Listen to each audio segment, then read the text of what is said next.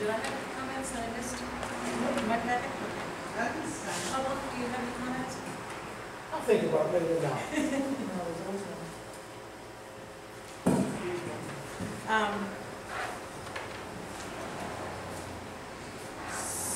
So, with the correspondence.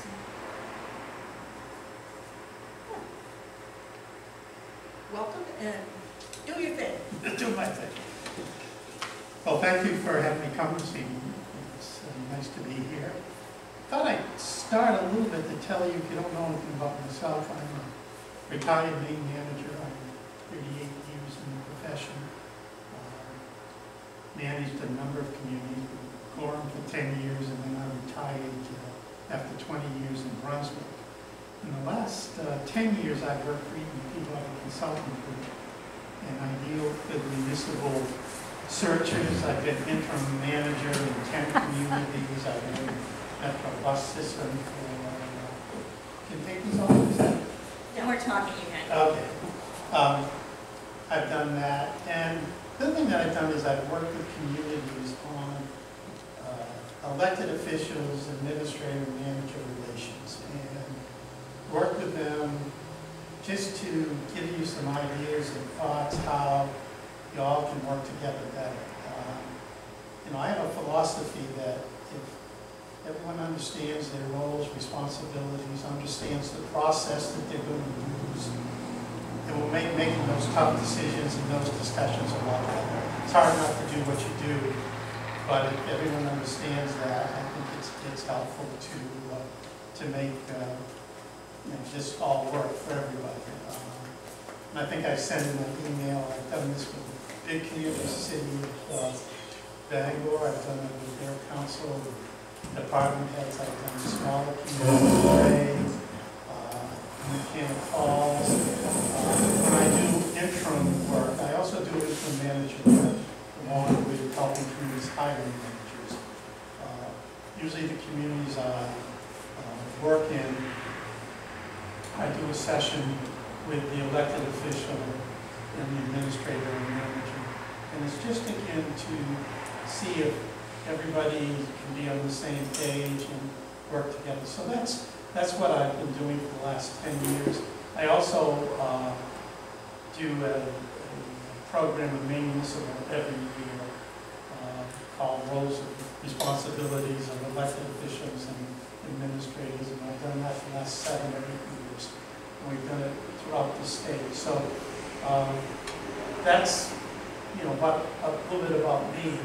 And so this evening, I have a program. The program is a discussion, some materials for you, maybe some suggestions about best practices, what's going on out in the world in terms of elected officials and administrators and in a community of working together. So it would probably take an hour and a half, maybe 2 hours, depending on your questions. But I have materials for you. I don't do PowerPoints, but I don't pass out the material quite yet because everyone wants to look at it. So, so what I'm going to start out with is really questions for both your administrator and for you. And then we'll take that and lead into some relationships. So for each one of you, and I don't care who's going first, my question to you, first of all, is why did you run? Why did you want to be part of the Board of Selectmen in West End? I don't know if we've ever discussed this, but I think it's good to have that discussion. So you're new, I guess, right? You're very new. So I'll start with you. To have an impact on the community, I want to certainly This is really the only help agenda maintain our item. fiscal responsibility and make sure that our residents are heard from and represented, and do the best that I can. Take a seat. The first time I ran, Please. was following the death. Position was vacant for a couple of months, and nobody took out papers. And my brother, who has been to almost every select board meeting, knew that I would retire, he came home and said, "Bad job done." And finally, I think 3 weeks before the election, I said, "Oh, no." And I ran and I was having a good deal of fun. It was exciting, lots of new things to learn. How long have you been on the board? This is my 50 years. Yeah. and looked around one day and just, oh, I'm also the senior member. So, wow. Just surprised me. How can somebody with 5 years of experience be the most experienced? But then you had to run again. Oh, yeah, because. So why? Why did I run again? Yeah. Because I've learned a lot. And I figured, why waste all that knowledge?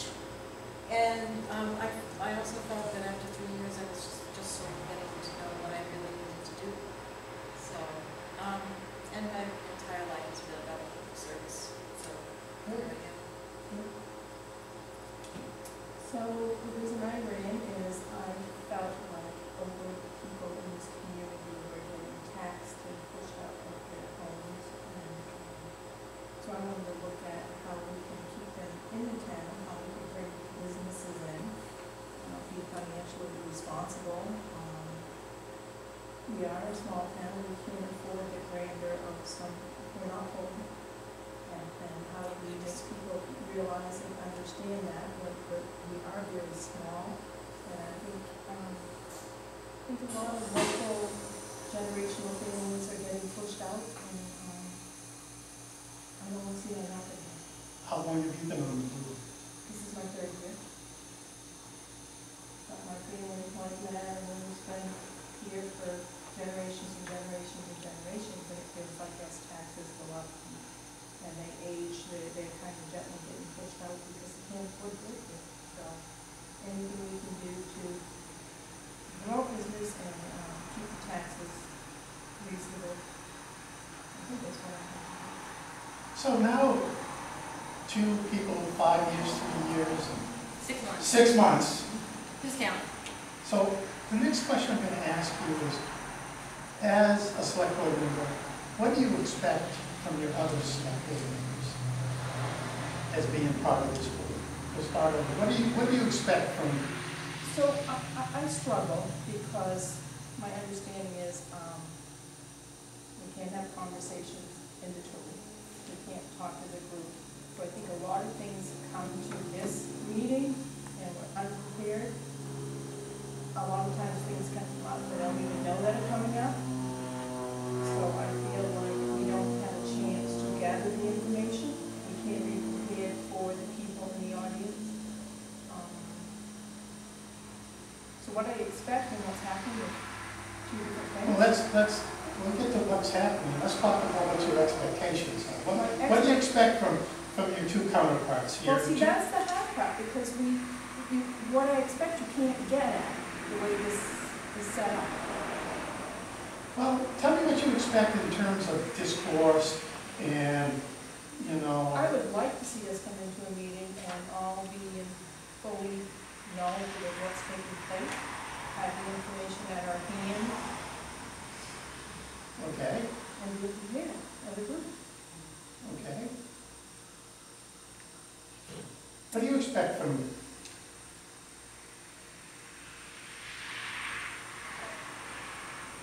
Respect. Respect, yeah? That we listen to one another, Listen, yeah? that we recognize the limitations of our roles, Okay, as well as the authority that comes with sitting in these chairs.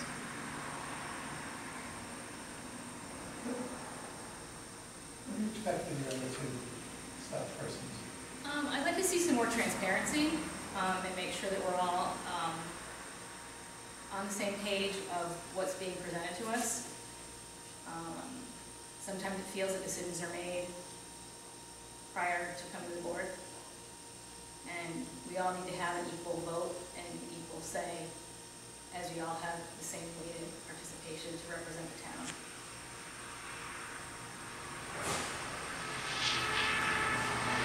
Okay.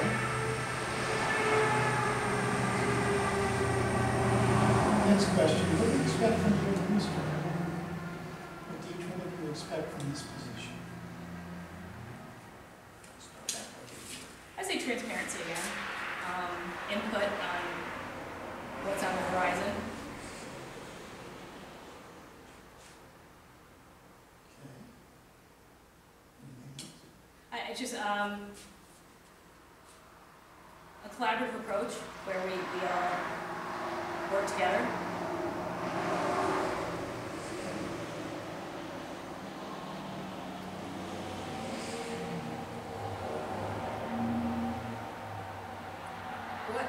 What I expect from the town administrator, whoever the town administrator is professionalism.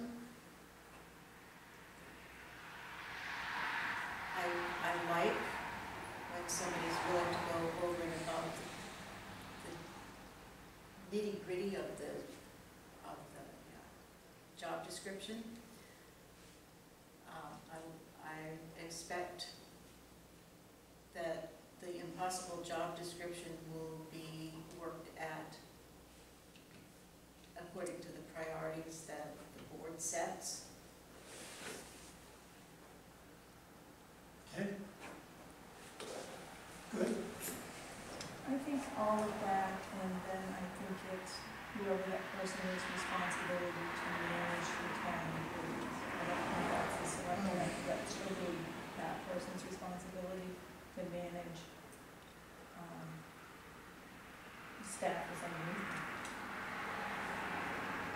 Good. What do you expect from the board as the town administrator? I expect that they would listen and be open to recommendations that I give. I would expect that they come to meetings prepared when I send information their way ahead of the meeting.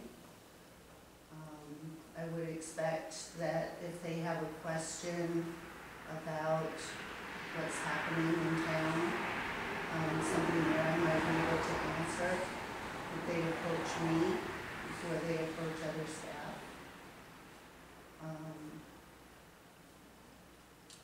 Respect.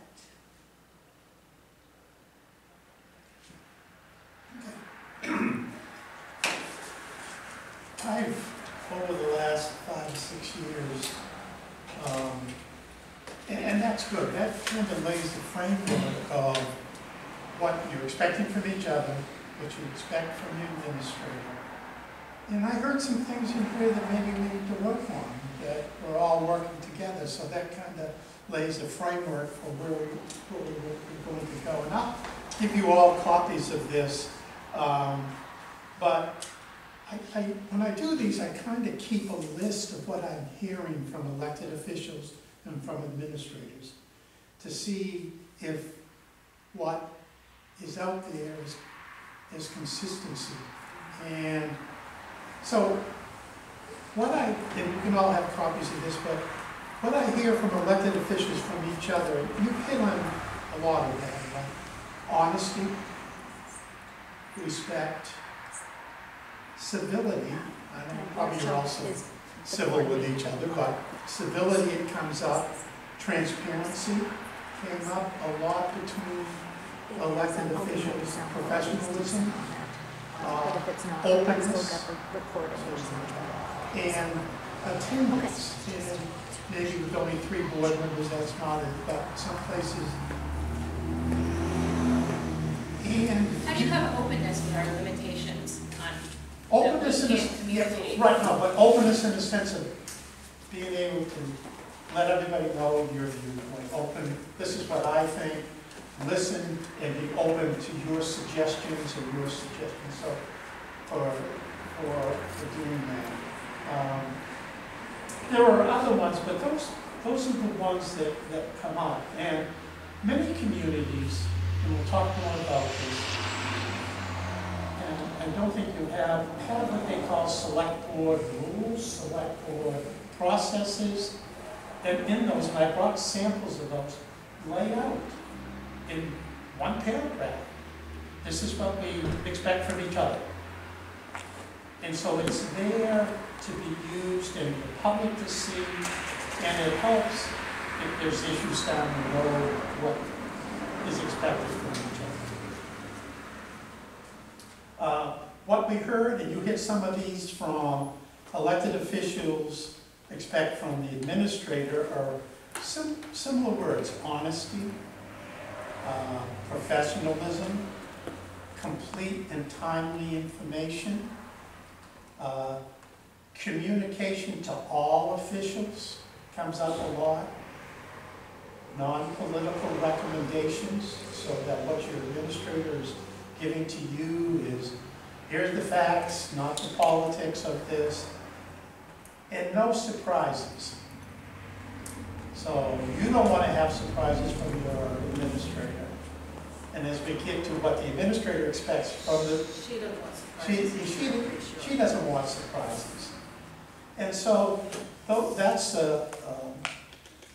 what I've seen over the years. And you've hit on some of those, but that just gives you an idea. Now, what your administrator expects, words like honesty from the board, transparency, work through the administrator.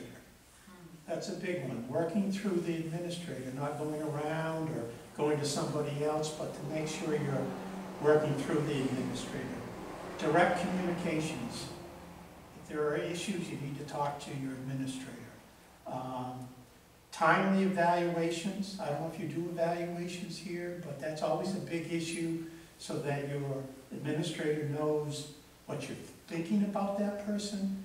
If there are issues, you want to make sure you deal with them and give the administrator the opportunity to correct them or know there's a problem. So you need that. And read the agenda before the meeting, you know, that's important. I remember when I was manager in Brunswick, when someone hadn't opened their packet at a meeting, to me that really, and sometimes that's even good, I understand, but when it's constant, it's not taking the job serious. And so the administrator puts the work together, and you know, elected officials need to be able to look at those. And decisions are made by the whole body at the meetings. So the issue of everybody raising their issues and making decisions at the meeting. So those are the kind of things that we see out there between the elected officials and the administrators. So I think you've hit on some of those, and we'll talk a little bit more about it. I'm going to talk a little bit about where we've seen pitfalls, issues that come up that cause rifts between elected officials and the administrator. And I'm not going to ask you what those are, because I'm sure you don't have any, but we'll talk about that. But In principle, we should know about these things. yeah, that's right, in principle. So here's some pitfalls. That there's a perception of an administrator spending too much time with one or two of the elected officials.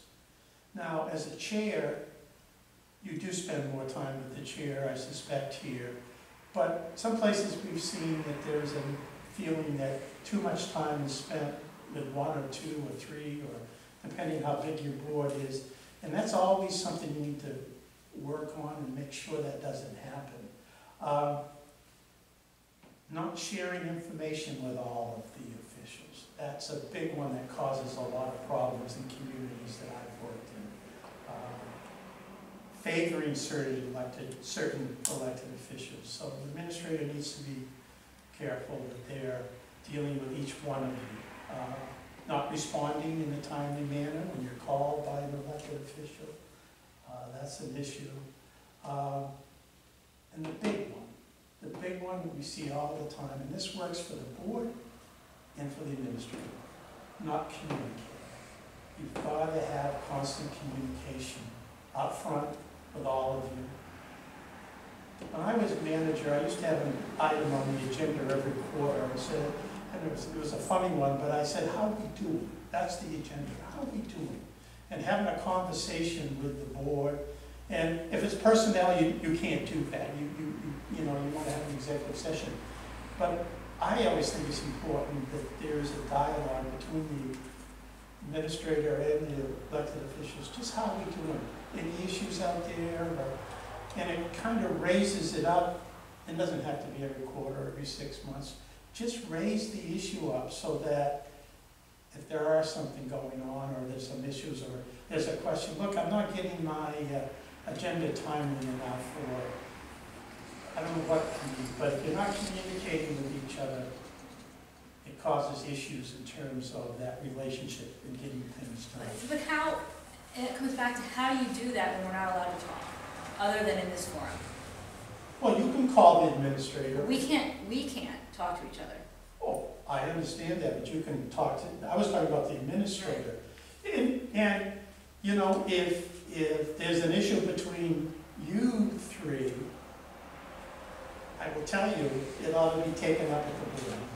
I mean, that's what, you know, it's sometimes uncomfortable, but if you don't feel comfortable dealing with each other, how are you ever going to deal with an issue? No, we can't talk about any item because then it creates a quorum.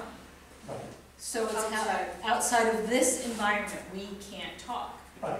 What you're recommending is that we, Do it here.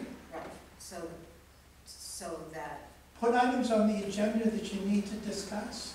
So that can take a long time, say, Sure it can. Either that or you have workshop meetings to talk about it before you have a regular board meeting, you know? Lots of community. Do you have workshop meetings? We have had some We for probably- different purposes. we probably had more in the last year and a half since you've been with us than we did before. Well, What did you say? I'm sorry. Getting back to the issue, let's just put something, I'll use an example. There was something in the paper last night, there was an article about, I believe, Brunswick or Thompson coming to West Bath to use the transfer station. I saw that. They're closing their landfill and they're going to bring, So that is something I would like to know about before it hit the newspaper. And was it, how did we, And how did we get there? yeah, and how, I don't even know anything about it. So, well, then you ought to call the chair, or you ought to call the administrator and say, hey, Kristen, put that on the agenda. Let's have a discussion of how that happened or what's behind it. I mean, that's what you need to do. And if you don't have time in a regular board meeting, then set up a workshop. And, you know. Now I have no way, all the questions that are coming at me, I have no way to answer them. I don't know what people are talking Right, about. so,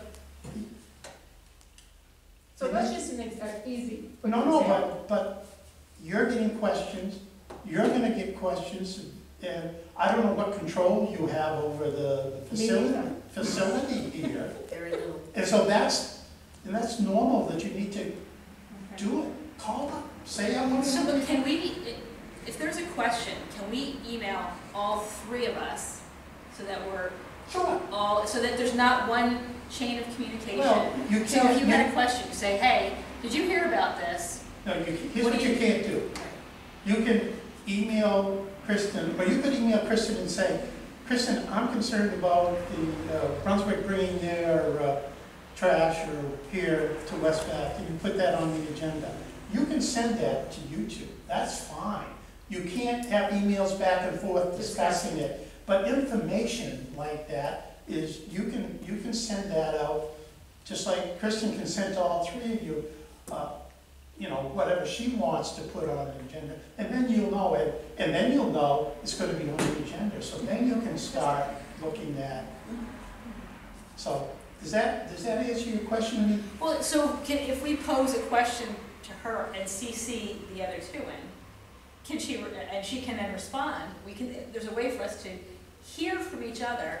You That's can't keep talking dangerous about it. territory. Yeah, you can't then have a dialogue. Well, did you hear, can you explain what's happening with the West Bath Trail? What I said was, put it on the agenda Right. for us to discuss it for us. It wasn't, it was a question of, I want more information about what's happening with the trash coming to West Bath. I mean, it's a fine line, it's not easy, but that way, the other two know you had a question, Christian can say, yes, I'll put it on the agenda. End of discussion, it'll be on your agenda, and you'll have the information. And that gives me some time to research it too. Right. Right. And that's ahead of the game, and, you know, things like that come up, but you can do that. But you can't, you're right, the problem is you can't have dialogue and, you know, pass information back and forth from the three of you, because you constitute, there's only three of you.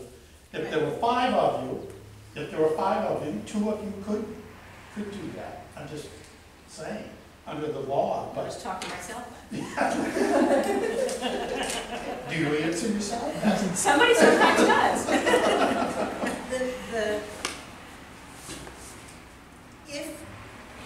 If we had a question,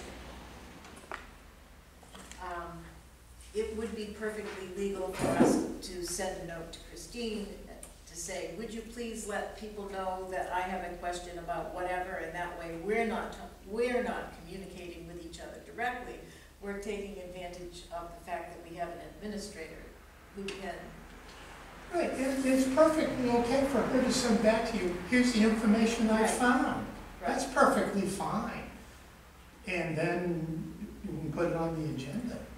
But, I mean, you can't, and you know it's not, the key is you can't talk to, you two can't say, I didn't like this, I like this part, I didn't like, you can't do that. So, but it's Right. perfectly to have a question, get some answers, and then if you need to put it on the agenda.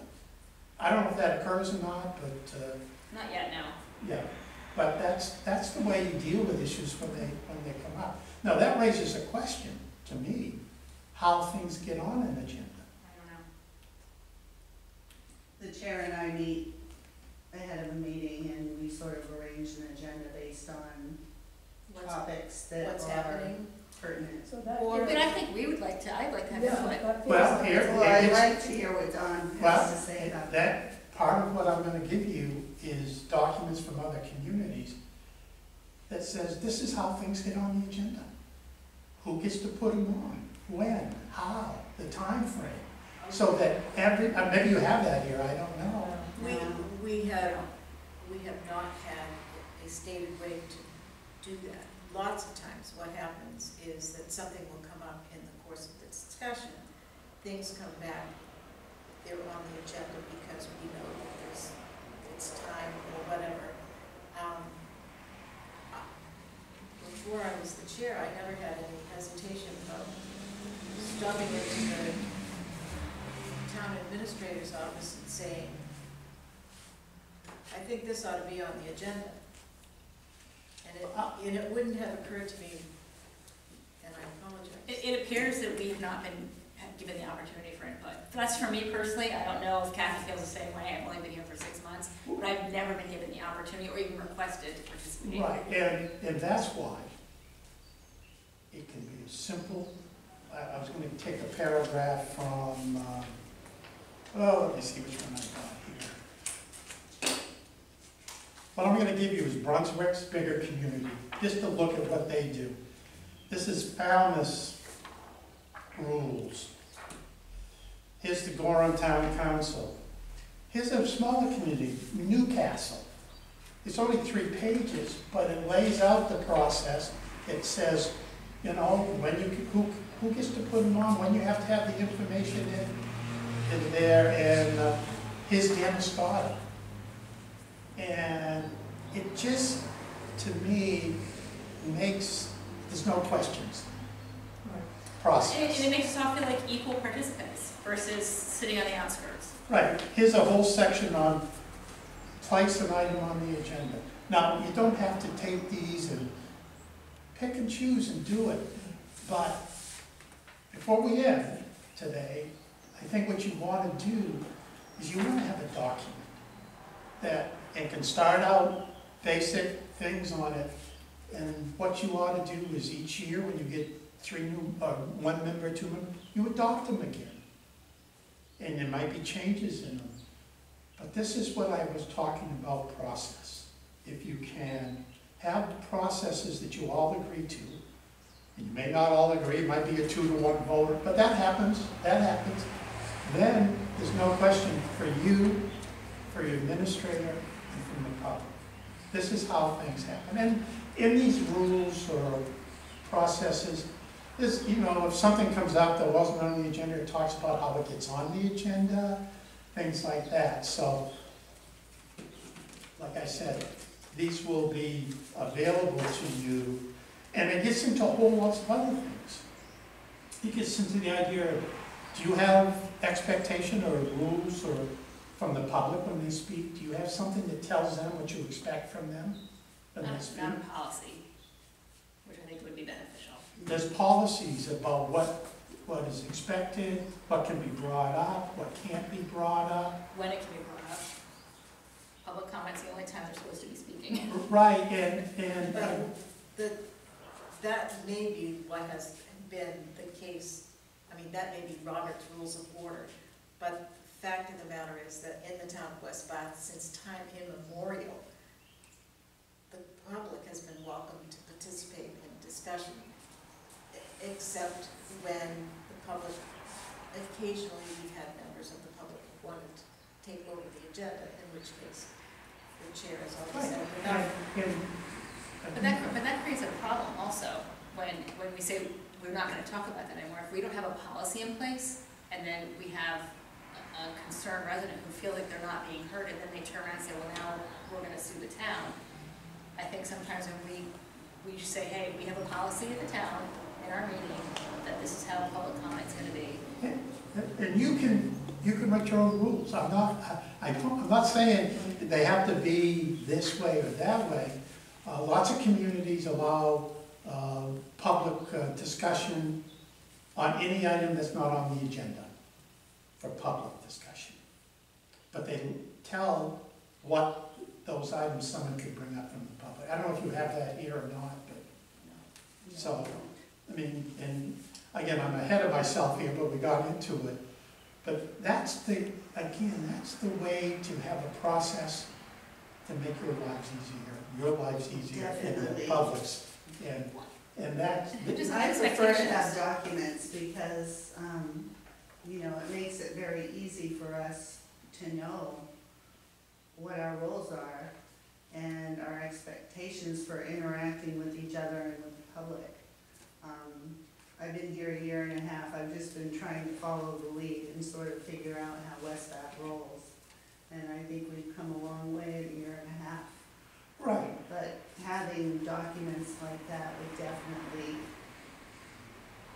support my role. Right, and again, it's more of allowing you then to deal with the issues you have to deal with when you have to make a decision on something. Here's how we do it, how we put an item on the agenda, and how all three of you understand it, the public does. I just think it makes life easier. And the other part of that is it's in black and white, so if all three of you got defeated and there was nobody here who had a historical memory of what's going on, or the administrator leaves, it allows continuity. And again, the key here is once you adopt them, each year take a look at it. You know, things change, and you might want to change from what you've had. And some communities, I'll leave one more with you, and it's just because I wanted to leave it. This is the city of Sacco's document. Now, they're a bigger community, gets into a whole lot of detail, but communities have done this to make it easier for them to do their work. And I'll leave this one with you. It's way too much in my opinion, but you know, it talks about things like when an elected official can talk to the administrator, and whether or not they can talk to department heads. It's really detailed.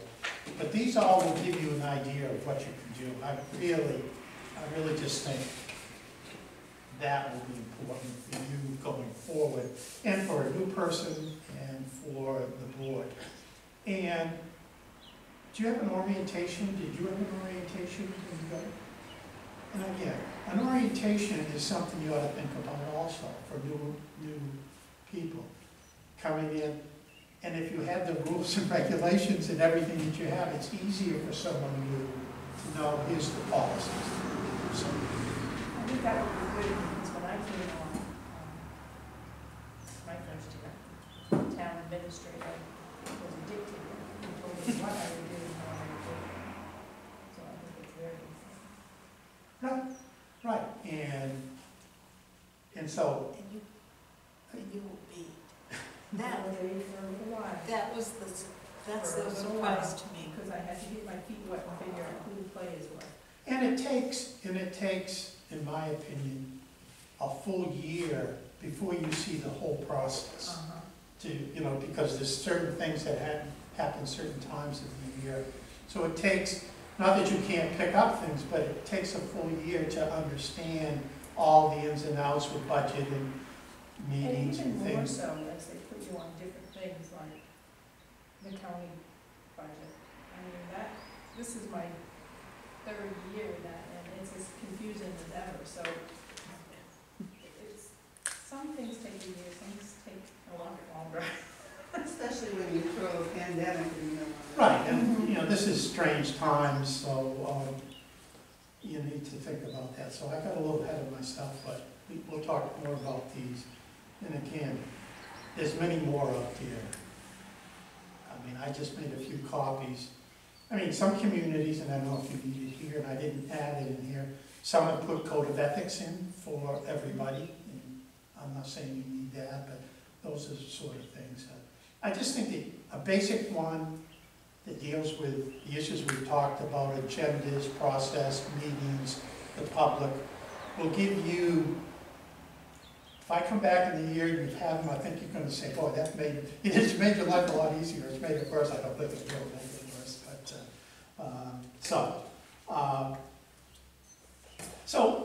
let me just finish a little bit about some suggestions that I've, over the years, have said that would help. And you'll all get a copy. This is, have an orientation for new elected officials. And that's so critical today with the complexity of running a community, that a new person, even though they may have some understanding, doesn't understand everything. So make sure you... What would that look like? Well, that would be having the new person come in. And my orientations always invited the full-time elected officials too. So it was a reminder to them, okay, of processes and what we do. And it could be talking about, here's how we do agendas. It could talk about how we pay bills. It could talk about, different departments. I used to have departments, and I was bigger, but I'm just saying, departments come in and give the new elected official a quick 15-minute discussion about, here's what my department does, here's what I do on an annual basis. It's just to allow that person to get a better feel for processes, how you do things, when you meet. You shouldn't know all those, but a little bit about the administrator, their job. So that was what it was. Could be an hour, 2 hours. Sometimes what we've done for orientations is take the new elected official around to all the facilities that you have, so that person has a Rabbit. Huh? The town hall. Well, We got the transfer station, we have, it would be nice to Stephen, what's his position, Todd, and what's his. Oh, yeah. yeah, it's just, again, an understanding of what you do and what your town does for you. And so that's what I would say an orientation is. And again, it can be as much or as little, but it's important that you do that. So I would highly suggest that you have an orientation. Have a meeting each year about your role and your role, what I call the roles and responsibilities. And on that, I looked at the job description. And as a administrator, it's a little bit different than a manager. The role that your administrator has is what you give her. Right. It's not like a manager, because if you had state law, selectman manager, it lays out the responsibilities. This role here is what you give her to do. And so, but then I read your personnel manual. I read it. And you give her a lot of responsibility by what's in her job description, but also what's in your personnel policy.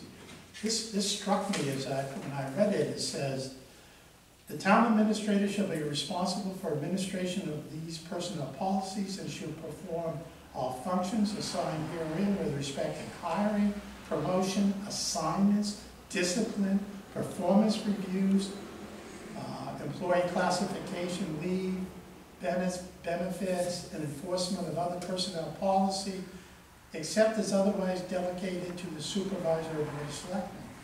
So I read that and I said, oh, okay, that's quite a bit for the administrator. Then I read it further and it says in there, you don't hire anybody, the board hires. But you have the right to fire people, if I read your personnel policy. Yeah, and I don't think that's typical. It's not. But the reason you have that authority is they appeal, the appeal process from you for suspensions or things like that goes to the board. So that's not uncommon. That was why that was set up. Yeah, I'm sure it was. But I guess I just wanted to relay that there's roles that you've given to the administrator and they're your roles. And it's good to talk about those once a year to make sure everyone's looked at them and... So if we're required, if we do the hiring, with a recommendation from the administrator.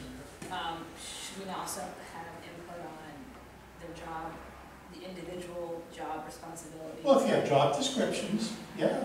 We should certainly all see those before. Are there job descriptions for everybody? Right, so there's, in the personnel, I read that you're responsible to put job descriptions and personnel policies together. The board has to approve them. So once, you've done that, then it rests with the administrator to take those, make sure the person's doing the job, do evaluations. If there's a problem, it got into a lot of detail. Your personnel policy, I would say, is pretty good. I saw it was 2018 or 16 it was redone, or 16. It got into a lot of good detail in there when I read it. But it does give authority here.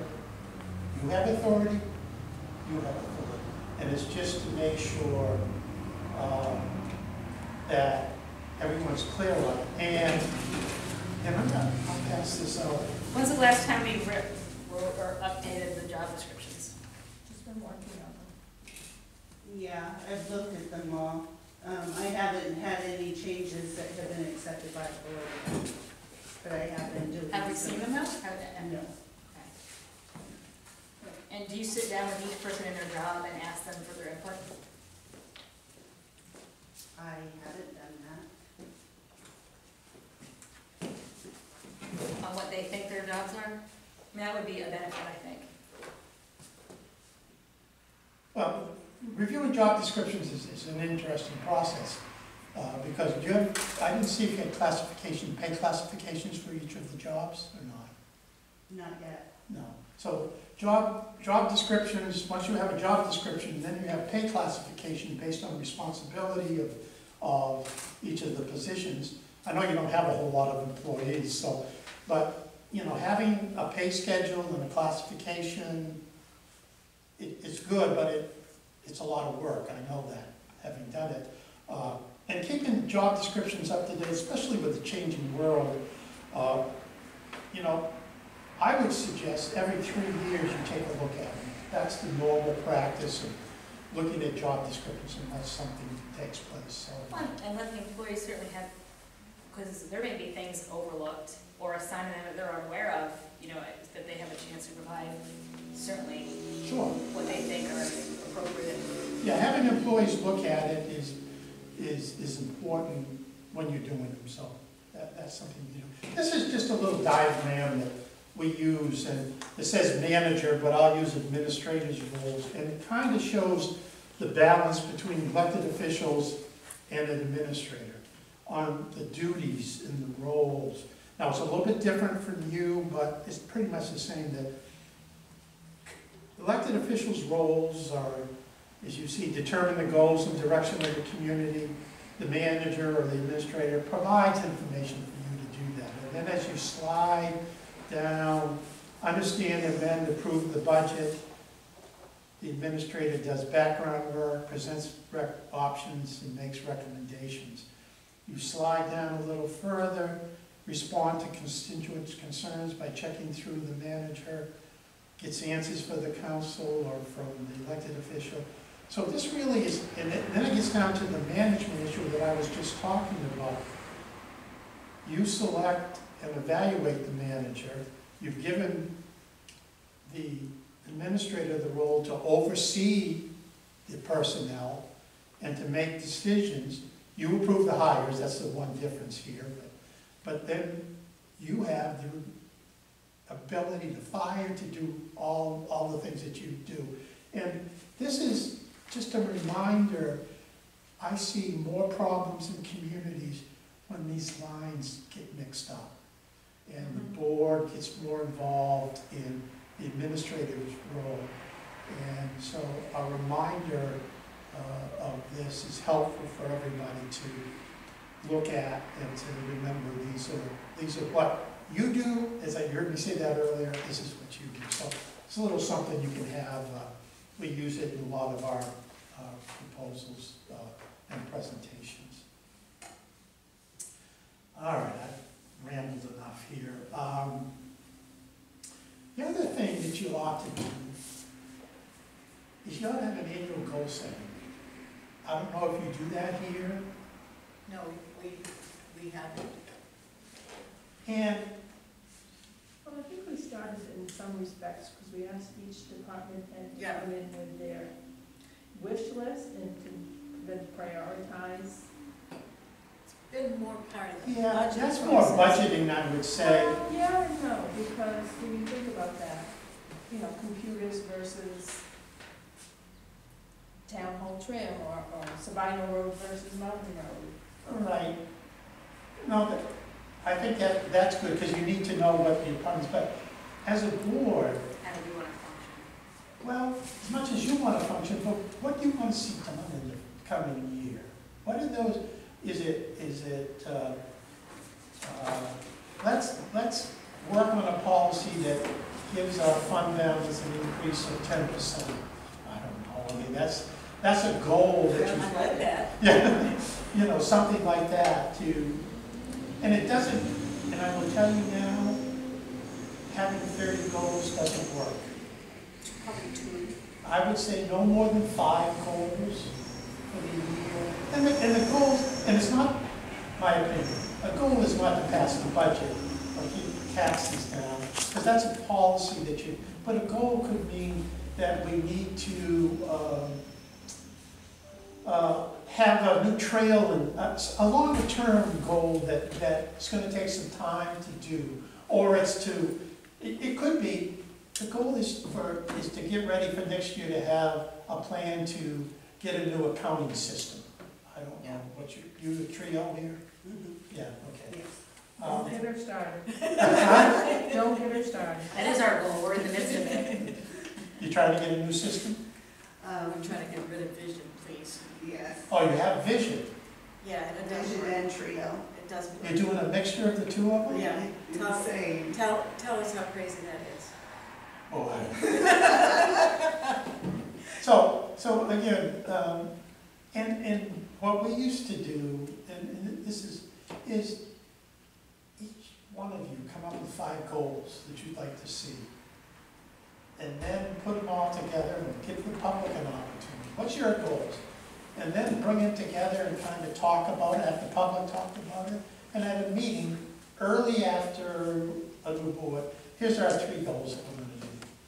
And then say, oh, who's going to do it? What's the plan? I mean, the goal is a goal, but unless you have a plan that says, okay, the administrator's gonna do this, or the board's gonna do this. A goal could be to get more people involved in your committees. I don't know if you have a problem with that or not, but whatever the issue is that you wanna focus on, and then the public knows it, the administrator knows it, and you know it. And then every quarter say, how are we doing on goal number 1, goal number 2, or goal number 3?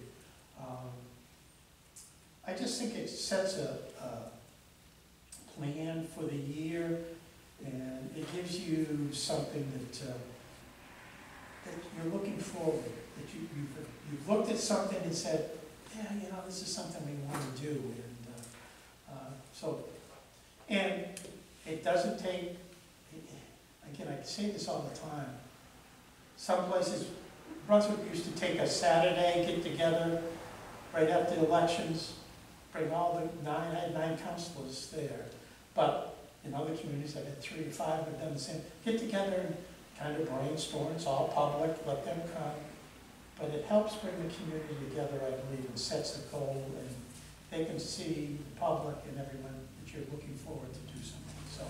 How do you work on, I think that's a great idea, but how do you work on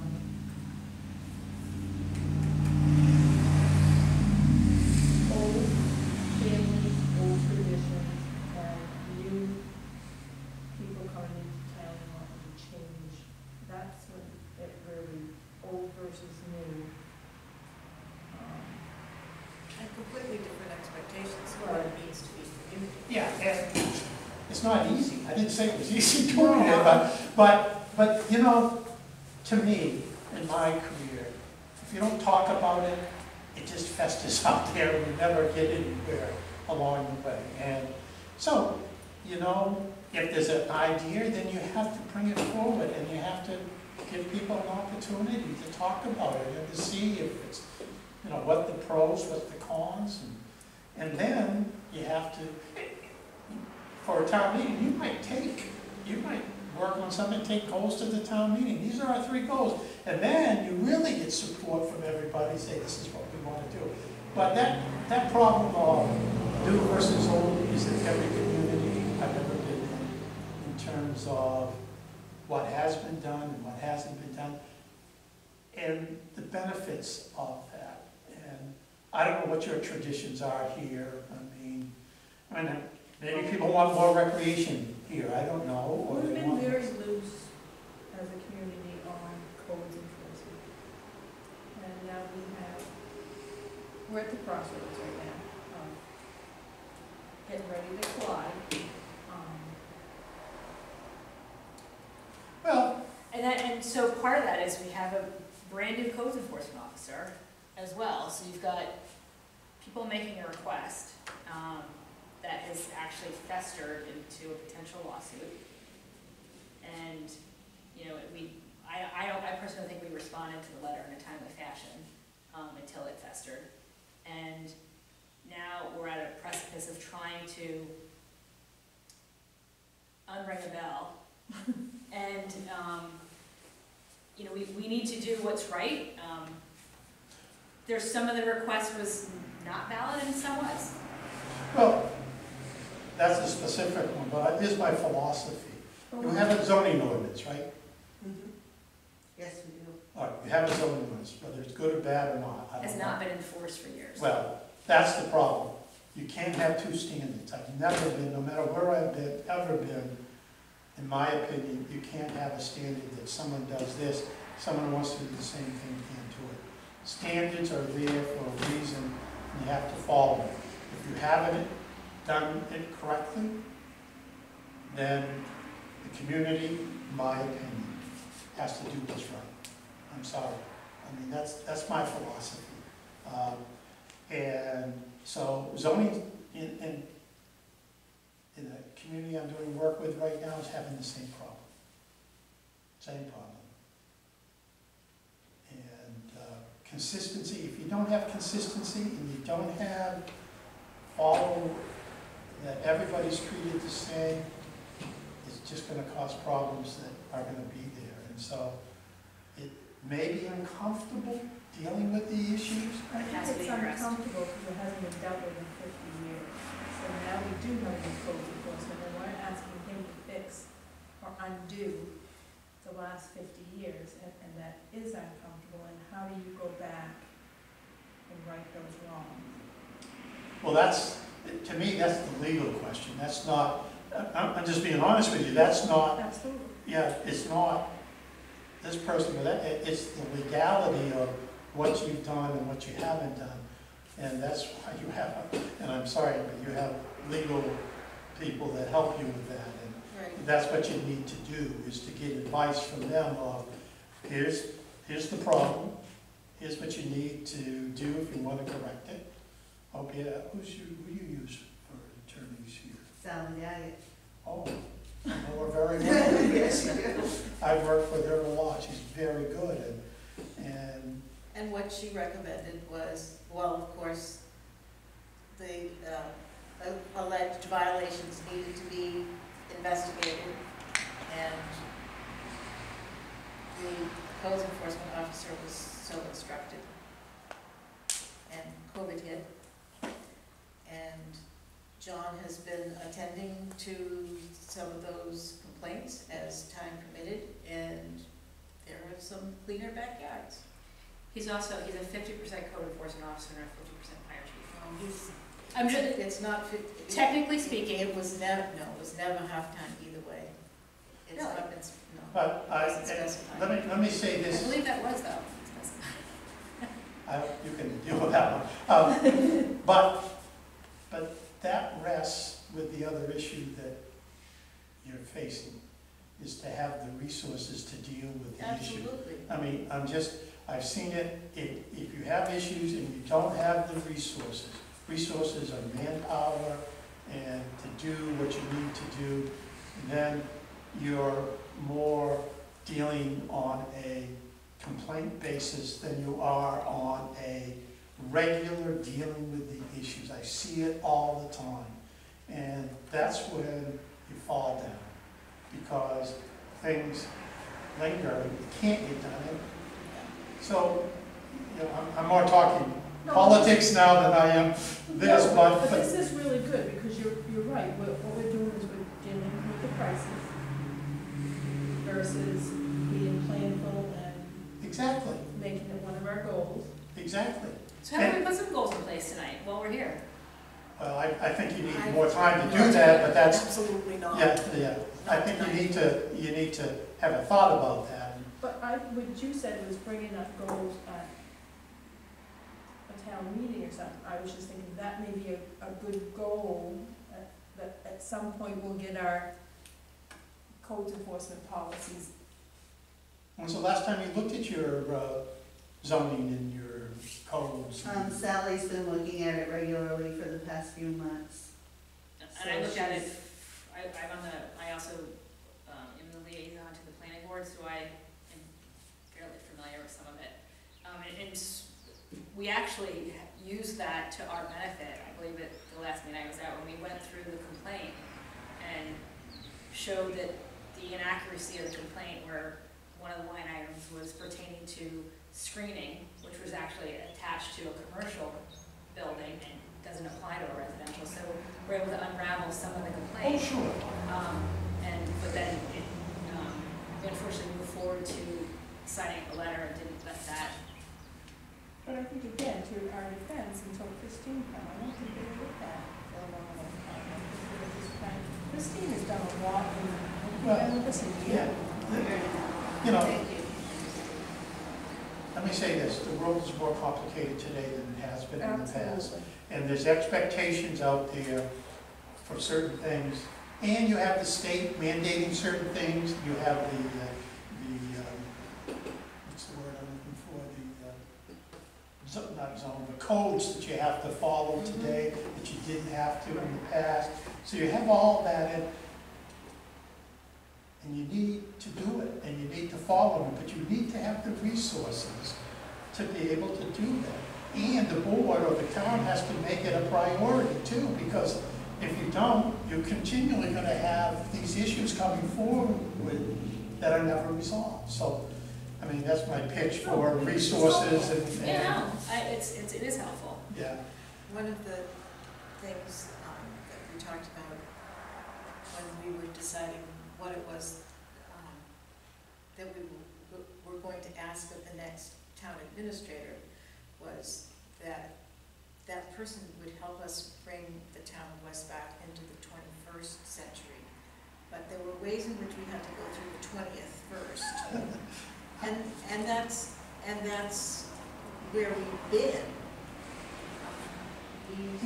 We were lucky in a lot of ways that we could operate as a small town for a long time, but we can't do that. And that gets to my point is, you can't do everything at once. Right. And so if you set your priorities of looking at the things you need to do as your goals, then you check them off. When you're able to get that one done, you move on. And maybe some years you have resources to do more than one. And then it makes it easier, except looking at the whole thing and saying, my God, how am I gonna do it? Again, I'm a big process person. Have the process down, work through it, and you can get some things accomplished. Part of the reason that we changed the configuration when we hired the new code enforcement officer was that the previous code enforcement officer had about 6 hours in the office ever. He just absolutely, even had he been more inclined to be more by the book kind of guy, he wouldn't have had the time. So that when we reconfigured to have the fire chief also be the code enforcement officer, as one full-time job. Who do you use for your planning services? Planning services? Is that what you said, planning? well, Do you have a planner that comes in? We really don't. We haven't taken advantage of WCAD or any of the other organizations that are available to help us with that. Okay. Who does your review of a subdivision or Planning board. Planning board, the planning board itself? yeah. Okay. All right. And they had this actually came up at the last planning board meeting. They have written a checklist for subdivisions, that's, it gives the applicant the opportunity to say, here's all the things we need to do to complete the process. And I actually asked, why don't we have that for shoreline zoning, for commercial zoning, because we're now struggling in some of that process on what documents do we have, what documents don't we have, how we follow the process, where, you're And supposed to. how can we get volunteers to do that? That's really. Well, and maybe it shouldn't be a volunteer, maybe it's something that the administrator does, that, That's a legal. well, and it's going through our code enforcement and zoning book and saying, okay, here's the applications for shoreline zoning, you need to have all this, and then, so for John, when he has to go back out, and a perfect example came up at the last planning board meeting was, they didn't have the paperwork for the entrance to this new commercial space, which we're thrilled to have new business in West Bath, so they're building a new facility. And they have to follow a particular piece to that, and had anyone checked that the building footprint was actually 75 feet away from the Well, entrance? let me make a suggestion to you. We just don't have policy and protocol in Well, place. it's again, my view, and may be wrong, but it's not only policy, it's the resources to do it. Many communities, if there's applications, they have to pay a fee, and that fee is used to hire somebody to help you through the process. I'm just, and that way, it's the developer paying the cost of the review and everything. And I agree, or my experience tells me that having volunteers trying to do it with the technical issues that there are with zoning and shoreline zoning and setbacks and everything, Tree counts. everything, it's awful hard to find. We actually have pretty adept people on that board. I mean, And people that have again, been there for Yeah, years. I'm not saying you I don't don't, dispute that either, but But- legally, but I'm just Right. saying to you, maybe you need to think about the whole idea of, as it becomes more complicated, there are costs involved, and cost that protects the town down the road for problems, to have a fee structure in there that says you wanna put this in, there's a cost to it, but that money, the developer, I will tell you, the developer would be willing to pay it if they know the professional review of it's gonna take place, maybe a quicker process. So, anyway, let me keep going on. Yeah, no, I like a fee schedule for that though, Yeah, you know? and the developer. Um, Oh, yeah. Well, and our fees are ridiculously low anyhow, so. But it's, we have that one process, and I'll stop it, for the subdivision, it should be for commercial, and for any other application that comes through. Absolutely. So they know what the expectations are. And you can, and again, you can find somebody, and again, this is resources to come in and develop all of those for you within a Well, month. we have a fabulous one that they did for, I mean, I'm confident that, Has it been reviewed by your legal counsel? I don't know, actually. I'm just, again, I'm not trying to get you to spend money, That's the problem. but It I was done always, 3 years ago, so maybe. No. spending a little money now protects you down the road, so, anyway. Speaking of legal, should we all have access to our attorney? Put that in your policy. Most of the time, where I've been, elected officials do not have direct authority. There's a process. And I don't know if any of these has, but I can get you some. Some say you have to go through the manager, some say, the administrator, some say all the elected officials can call the attorney, some say you have to go through the chair on what the issue is. So it's your policy that you want to have, okay? Most of the time I've seen is that the elected officials do not have the ability just to call anytime, but there's a process that says, If we called the attorney, all of us, anytime we wanted, I would think that would up our costs. Increase our legal fees. well, you know how I attorney, popped an email out that we never answered, and I feel like They that's, it still was. charge for that. That's been the policy since before I got Yeah. here. Absolutely. Well, we can certainly put it up for conversation. yeah, that's a policy. Again, any of the But issues, it's an unwritten policy. Well, I think someone told her not to respond to me because I had 4 unanswered emails, so. Yeah, because she just won't. That's what she told me from the very beginning. and that's. Somebody should respond to it then, no? Well, Because everyone else is copied in on it. you just need to have a policy, I'm gonna come back to that, and explain it. Maybe the attorney said, well, if I'm gonna respond, this costs you X amount every time, just so there's an understanding of what it does and what the costs are, how it works. Again, we have to set our priorities, which almost feels like we use policy for policy for policy. Well, here's my comment on that.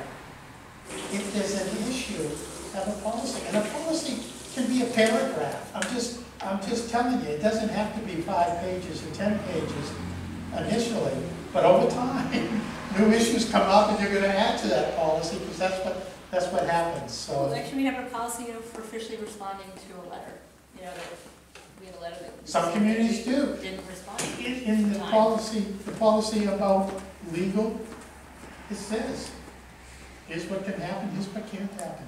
Here's what, if one person, if it's not confidential, some policies say if anyone's given permission to send a question to the attorney, everybody gets a copy of it, and the response comes to everybody. It's not hard. It's just taking time, and you don't have to reinvent the wheel because they're out there. And you pick the one, bring it to the board, have them look at it, any of these policies, and talk about it and make a decision and move on. And then, so this is, let me just pass. These are just my notes from I've been doing, and you can have those. And that just, I've talked about them, but go ahead and have those. And it's just the same thing I've just been talking about, so you can have those. Thank you. Yeah. Okay. Do you have a spare or a short one? Who of needs that? it? Christine? Yeah, Christine.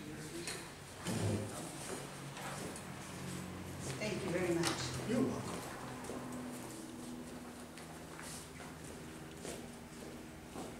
I hope people, you're taping this, right? Taping and recording. Good, and so you can play it, let the public see it, so maybe you get some feedback on it. All up on our website. Good. This is one that I'm not going to take any time on, but I knew there was a new elected official. This is put out by Maine Municipal Association, and it's a good document that talks about, for a new elected official, just what you do, and you can keep a copy for new elected officials. It lists 10 things that, you know, they kind of think is important, and Yeah, they usually have a training every year, but this year we signed up for it and COVID hit. yeah. This just gives you something to read. It's more for your all purposes, and it helps everybody in terms of what they do. I talked about goal setting. The other issue I want to take a little more time on, and I'm going to give you another document just to read, not now, but later, is to emphasize again on working through your administrator and the importance of that, so that if there are issues, you ought to call the administrator. She'll find the answer to a question, whatever it is, and get back to you. And even through employees, you need to go through the administrator, so everybody knows what's going on. And I'm not saying, and I say this to everybody, I'm not saying you can't talk to your employees. If you have a question, how, you know, is that road plowed? That's a question. That's not bad. But if you get into any policy or direction, and I'm sure you don't do that, you shouldn't do it. You should follow through the administrator, just to have that control and authority that rests with you through her to them. So, here's So another. bumped into Kathy at Big Al's this weekend. I didn't know if we were allowed to say hello. I'm like, hey, how you doing? This is another. I think This as is long as we're not another discussing document. not business, maybe that's- Another document that you can read on your time is called 6 Reasons Why It's Best to Work Through. It says manager, but it's really your administrator. It just talks about the importance of it and why it's important. And I pass this out every time I do a program. It just helps you emphasize that. Again, that's one of the bigger issues that I see out there. And to say nothing of, if I go into the office and tell or ask the staff to do something for me, I'm putting the staff in the position of having an extra boss or 2 or 3. It's not fair to the employee, let alone the administrator. I used to say to the council, I used to say to them all the time, you hire me, you're not happy, you fire me. I deal with the staff. And an employee can't think or question in their mind, should I listen to Dawn or should I listen to the elected official? It doesn't work. And all my employees used to know, if you get contacted by a counselor, you let me know. I'll deal with it, and we'll go from there. And again, it's more of information too of what's going on. So that's one that causes a lot of problems in a lot of communities. And really in smaller communities too. I offered to go for a ride along with our road commissioner, so we could look at the. That's fine. That's fine. That's part of it. You know, ask questions, get to know them. As long as it's my key. As long as the administrator knows you can do that. That's all. I said it in a meeting. Yeah. No, but that's okay. Go and plow some night with the road crew. Some night. How late? Well, that's up to you how late it goes. And Depends on the store. right. Let me see my notes here. I couldn't find this when I looked on your website. When you have an agenda for a meeting and there's backup material, does the backup material go out to the public? No, it hasn't been posted. No, just the agenda. Here's another one you need to think about.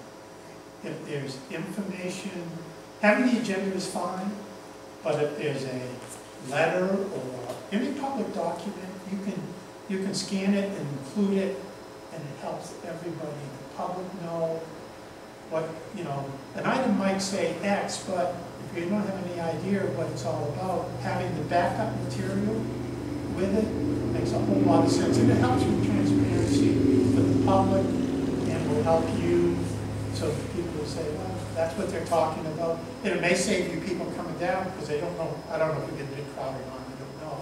But we've seen it, if you go on, and there's some programs that you can do that, talk to some communities. It's pretty simple to just put the attachment. Carla, you do it, don't you? Are you fairly comfortable in putting more than just an agenda out there? Extremely comfortable. Right on. Right. So I would just, I couldn't tell when I went on your website because there was no agendas for, I saw the agenda for time, but there was no backup material. There probably wouldn't have been because of what we had on the agenda. But one of the things that helps everybody, helps you do your job, is to have that, you know, that backup material. Usually Christine will put in just a paragraph that says this is the background of why this is on the agenda. That would be sufficient. No, I actually think putting the whole document out there. I think if there's a, I don't know what it is, depending on what it is. If you've got an item on the agenda to discuss a zoning change, I don't know if you discuss those, I don't, We would, yeah. copy, put it on the back, it's just scanning and attaching, right? I mean, that's all So it maybe you is. can even just print to PDF and do it. You can PDF, understand well, you it. want PDF because you don't want people changing. No, but you So- can print it to PDF and then Yeah, upload it as a right, stamp. I just think if you talk to communities, that has helped. Now, sometimes it has people more concerned, that's okay. Let them know what's going It on. should be. That's right, that's right. But like even that letter that we read into, that could have been scanned, or we saw the letter. I just, today, the transparency is as important as anything that you do, and having the ability of the community to see and watch. Have you, I mean, again, I'm not, the other thing that I think is important, and I know you got a lot of issues to deal with, so you tape this, or can you see it live? You can't see it live yet. Nothing of it. Do we have a strong internet here? Internet? I mean, there's more to the, and this is not our Well, this traditional is spot for it either. This is a camcorder. It's not hooked up to the internet at all. This is Okay. uploaded, tomorrow it'll be uploaded to YouTube, Okay. and then, Some communities are not going on internet, going on Facebook or other places. It's a little simpler to televise your meetings live. It's your call. Again, your numerous priorities for the coming year, just take a look at that. Again, it gets back to the transparency that is important to do your jobs in the public.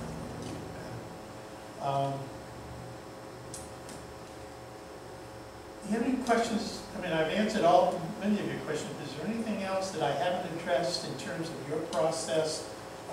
Like I said, I'll give these to you. I would love copies of this. I didn't make copies for everybody. This one, I wouldn't suggest. I mean, this is just to give you an idea. I mean, this is 60 pages of rules and regulations from SACO, but these other ones are a little smaller and. It'll still give you good language. If we're gonna write it, you might as well have the dictionary to start with. Here's my suggestion of how to do this. It's better to react, to have something to look at. I always find trying to get together and making the document is difficult. I would suggest you put something together, bring it to the board, discuss it, change it, mix it, delete it, and then you have something you can react to. I always found trying to make, starting from zero doesn't work a whole lot. So I'll give these to you, and you can make copies. Actually, It might be easier to go on websites and just copy it, because I took these from websites from the communities, so, Sure. you know, but here's hard copies Thank you very of much. all of those to have. Yeah, that's what we do with the committee policy. You have a policy on committees? Yeah, Good. that was one of our innovations. When I went to the town of Brunswick, we had so many committees, we didn't know exactly what they were doing, how they were doing it. And the other thing was, some of the committees didn't have charges, you know, and they were going off on tangents. So we had a committee on the committees. And we reviewed every single committee in town, looked what they were doing, seeing where there was overlap, because some of the committees were doing overlap, and redefined charges, what they can do or couldn't do. We put sunset requirements on some of the committees so that they go away unless, committees are wonderful, but if you don't control or know what they're doing from the elected body standpoint, you're shaking your head. So anyway, I just mentioned that to you because we did do that. They tend to become eternal as well. And sometimes if you're not clear as to the charge of what they're doing, it is creep, I call it, in getting into areas. So anyway, that's another one that you can look at. The other part and we talked a little bit about is running good meetings. I think it's important that when you have an agenda and you have a board meeting, and I know there's traditions here, but you're there to deal with the items on the agenda, to get them done, and in the documents that I gave, it really is very specific of how you do it, what's done, what can be brought up, what can't be brought up. I've seen in many communities the problem of meetings turn out to be, take time away from the meeting that needs to be there to deal with the issues. And there's a lot of debate about public comment, so I don't, you know, you said you don't allow public comments, or you do? We do. On every item? Yeah, pretty much. But there's a specific public comment section that we don't necessarily adhere to. So it's where you can get through an agenda, a topic, and then maybe have a public comment. So you get through the agenda. There's debate of whether, in many communities, whether the public comment ought to be at the beginning or at the end of the agenda. And the reason for that is, if you don't control the public comments at the beginning, sometimes it takes more time, and people that are there for specific items, that's a debate communities have. I just will tell you, that's your call to do. I was thinking the same thing, because they may bring up stuff that's on the agenda, We don't, and you don't want to get to it. Right. well, I'd suggest if you have public comments could be only for any item that is not, items that are not on the agenda. If they want to talk about an agenda item, let them talk about it when that agenda item comes up. It makes it clearer. Some communities, I was in South Portland, they had a timer. Yeah, I'm serious. boy, I thought of that. They had a timer. And, you know, most communities allow 3 to 5 minutes for a public. Well, that does the same thing, right? Do you cut it off after 3 minutes? Well, it depends on the meeting. Like a lot of public hearings, they'll have a time limit and then allow people to go at the end for a second comment. Yeah, that's the other important thing, have it clear. How much you have, a half an hour for the public, you know, is that what you're saying, a certain time? Well, if they have a public hearing, and I think the city council is limited to 5 minutes for public comments. Yeah, I mean, those are the type of things that, and I would, wherever you hold your meetings, I would have the rules on the wall. I would have, here are our rules, this is how we, that's done in a lot of communities, so everyone understands. Not only the rules, but it says, what type of, what you can say and can't say, and the biggest issue I see in that is when they start talking about personnel issues that you shouldn't be talking about. Well, they start with that civility where they've been masculine. It just needs to stop. Right, but again, if you've approved it, there it is up on the wall. Anybody steps over the line, the chair can say, "Look, those are our rules. You're not allowed to do that. That's your warning. If not, you won't be able to speak." I mean, again, it's not trying to stop people from coming and speaking. It's just to keep the work of the town moving along. And most people respect that, because most people that are here are there for a reason that's on the agenda, and they want to speak to it. So I guess the final thing, and I've about an hour and a half, little story I want to tell you because it's funny, but I've done this for 10 years now, and I got a call from a reporter from the Island newspaper down in Bar Harbor, and he said to me, "You're Don Garrish, right?" I said, "Yes." And he said, "You do work with elected officials?" I said, "Yes." And I said, "Well, at the Trenton board meeting last night, there's 5 members, and they got fighting and hitting each other." And he said, "What can we do about that?" And I said, I don't know the story, but I had read about it. It was awful. And I said to him, "Well, let me just tell you my thoughts." I said, "You know, being an elected official is a difficult job.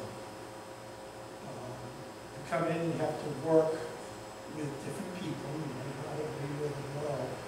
But I said, it's not like a marriage. You can't get a divorce." I said, "Once you're elected, you're there to work.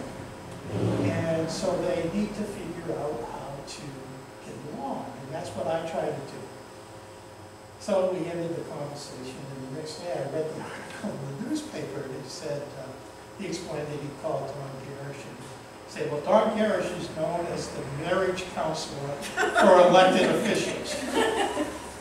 So the next day at the office, I had a new sign in my office that I was the marriage counselor for elected officials. So, you know, I hope this has been helpful to you. If there's any questions, I'd be glad to come back. I can give you copies and stuff. I'm a municipal junkie. I will tell you that. My wife tells me that. I mean, I've done this for 38 years. I mean, I was president of the International City Managers Association for 1 year. I've traveled the whole United States. I've traveled in Europe on municipal government, and I like it. I think it's important. I think it's the type of process in government that works, and I like to see it work better. And it's gotten more difficult. It just really has with everything that's going on. So, unless there's any more questions, I've kept you an hour and a half. And anything else I can... It's good. Thank you very much. You're welcome. Good luck. Now I'm going to read your minutes. Once I come to a community, here's the other problem I have. I pay attention. You see what you're doing, and you get things done. This is a document called the ICMA Code of Ethics. Who's the ICMA? International City Managers Association. I don't think you're a member, are you, or not? I'm not a member. Maytown City Managers? They have the same document. Right. I don't know if you know this, but managers or administrators have a code of ethics of how they're to deal with you, the public, and I'll leave a copy of this for you because I think it's important that you know that your administrators have a code of ethics. And under this code of ethics, if they're not following it, we can kick people out of our association and do it because there's a high standard for being in this position. It's really crucial. It certainly is, and so I'll leave a copy of this for you. It's just, again, to let you know, and this may have changed a little bit since I made copies, but October 2019, so it's pretty, and it just kind of gives you an idea. And even though it says ICMA, the Maine Town and City Managers Association, has the same code of ethics. And so, all of those, I wonder if you could take a minute to talk about the roles and responsibilities applied to how we might possibly relate to the other elected board in town, which is our school board. And they're new. I mean, it's a new board. He says that's a whole other session. Or you want to come back? yeah, the problem, you're an RSU one. No, we're our own, we are now a municipal school department because we came out of our RSU one after some very illegal dealings that they did. Okay, so you, We withdrew about 5 years ago. okay, and 75% of our kids are committed to go there for 10 years, we're halfway through that. We have our K to 5, and then the kids. you have your own K-5 school system, That's it. and then after And that, tuition is out. tuition after that to Yeah. Bath. Anywhere. Well, 75% are committed to Bath, 25% can go anywhere. Okay. Bath was the only, RSU one was the only one to take us at the time. Okay. Brunswick wasn't ready, they're ready now. They weren't sure about, whether or not they had room. They have them now. They do. You know. They would love to have us. Yeah, and RSU 75 probably would be, so I guess I would suggest, Yes, I open to. would suggest, when you say work with them, I would suggest that, how big's your board? 5? School board's School board's 5. What percentage of your budget is it? 85 or 90. I mean, it's huge. You still have to follow the same rules of having it approved by the vote, right? Town meeting. Yeah, town meeting. Town meeting vote, yeah. We And don't is it have- set up so you have any authority at all? So some places, like in Brunswick, Brunswick's their own school district. Council needs to approve their budget. Mhm. Do you have, does the board, or the town meeting has to approve? Town meeting is. Okay. Do you meet with them regularly to know what's going on there? And they're open to telling you of issues and problems and things We like that? have not had that openness. And that has been an issue. I am hoping that that is improving, but it's been a long slog. Do you talk to is there a superintendent? Yes. Superintendent. Yes, and we speak.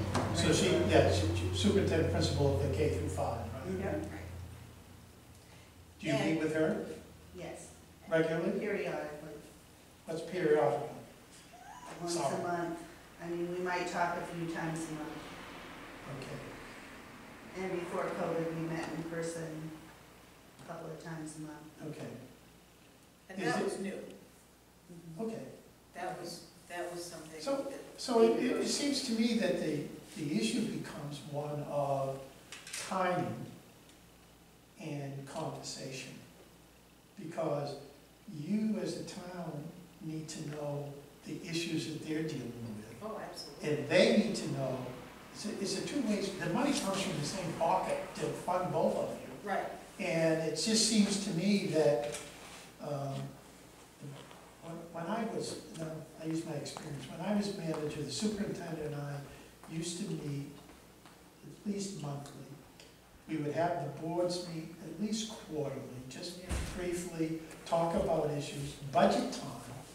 We would have a preliminary discussion with both the council and the school board, or the board here, and talk about where we see the budget going in the next year. So there is conversation about the issues. And, some years, the schools would make that we need some more money for this or that, and the town would say, okay, would back off, and it might be years the town saying, look, we need to buy a new fire truck, or we need to do this, or whatever. Can you hold back? Trying to forge a relationship so there's an understanding of needs. And the importance there is, again, the money comes out of the same pockets for both of them. But you have to have a willingness on the other side to do that. And invite them. You know, invite them for a social to have cookies and ice cream. Food always helps in getting people together. We do have a new beer pub. Well, that's, but I guess my point is the relationship has to, in my opinion, be collaborative. You don't have to agree on everything. Probably can't. Right, but having a discussion about what those issues are and what's happening is critical for you, for them, and for the citizens. And if they can see that you're trying to work together. Well, I think part of doing that is to have projects or goals centered around our children and how can we, this is a beautiful community center we have here. We don't use it as a community center. We have the school, we don't use it, it's kind of them and us. Somehow we need to do things together. And I think that will open the doors. If, you know, our kids need something, why can't we do a fundraiser as a group? This town has become so, we're all a town. I mean, we all know each other, we used to all talk to one another, we used to do tons of things to make this, to build this building. My thought process is pick a low group that you have a success at, Yeah. that you can work with them. Whatever that is. Show success so that you can do it, show that there's caring here, and Right. whatever that is. Well, I think with COVID and trying to reopen the schools, that gives us a perfect opportunity to let them also the support that they're going to need as a town, and not them doing it all by themselves. Suggest it, bring them to, again, don't meet with them when the budget is coming up. Meet with them now or after the budget's passed or whatever, and start talking to them, because budget's difficult as it is. But start looking at other areas you can meet with them at a different time. I always, you know, have those relationships start working and think of some projects. Ask them what they need. They have a garden over there that got destroyed, and that's a perfect opportunity for us to jump in and be part of it, seeing us over there as the three selectmen. I just think. Invite them or go or see if you can set up a meeting with the principal superintendent. And, I mean, it just, there is that inherent push between the schools and the town. You're, When I write to you. yeah.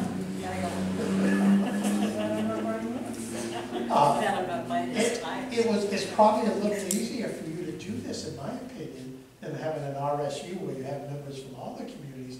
Now that it's back with you, Yeah. you're going to be able to, or should be able to, coalesce as a community on what the issues are. So that would be my suggestion. Set up a meeting and do some feelers and say, let's do this. And again, I was serious. And have a meeting and say, we'll have coffee, donuts, or can't do that anymore either, so that'll have to be packaged. So whatever you could do, I find that works sometimes. So schools are interesting. Well, we really need them. And I think most of the time within the town, the concern hasn't been about what's happening educationally. Most of the time it has been about finances and inter-office relationships and things have improved, I have to say, since Christine came on board. Because she has made a really... How about sharing services? Is there anything that they do? Oh, please God, may this ever happen. That has been, that is like... Well, you know, who schedules, you know, I'm thinking out loud, who schedules the field? They must have a field at the school, right? Or not? Do they have any recreation facilities? Who schedules? Can your recreation program, you have a recreation program? I'm just thinking. But I think we use separate lawnmower services. school, right? Yes, Do we you, Yeah. do you bid your heating oil together? Yes, Okay, well, they have to check that one out. we manage that. But the Okay, lawnmower, we might get it cheaper if we combined instead of having two separate ones. right, save money. The old lawnmower guy did not work to Emily's specifications. Well, then we get a new one. We have a new one. We But do we have use it for a both, but instead of doing it Well, separately. you know, start, you know, again, with those services, who, do they have their own payroll service and things like that, or do you, how does that work? Well, that's part of the That's part of issue is that they're using Tyler and we use Trio. We had suggested that perhaps staffing wise, it would make more sense for us to run payroll and AP. Well, the checks come here for signature anyway, so we should just Yeah, be doing it. they're really, It's a lot. they're not in favor of that. Well, a lot of communities like that have separate combined system. How about capital projects, big projects? I mean, I don't know if you have any, you're looking at a new school or buying equipment? School roof. School roof has to be done, you know, that's kind of, that's a specific thing, so. The custom in the town has been, since the elementary school was built, was that the town takes care of the school building. And the money for capital things has not been a separate thing for the school, it's been built into the town budget. So you No, pay- is it in their school budget? Their capital budget's in their school budget. Yeah, they have a It's not line big, item too. but it hasn't been large because the town has always taken care of the school. So who's paying for the new roof? We are, the town. Well, it'll come out of their budget, they're budgeting for it every, Is it your there's a budget capital or their budget. budget? They have a capital budget. As you can see, there's a little disconnect here. They do have a capital line. We also have a capital line that covers large projects at the school, or it's intended to. Well, So you're losing- theoretically, we would be replacing the You're roof. losing out on reimbursement from the state for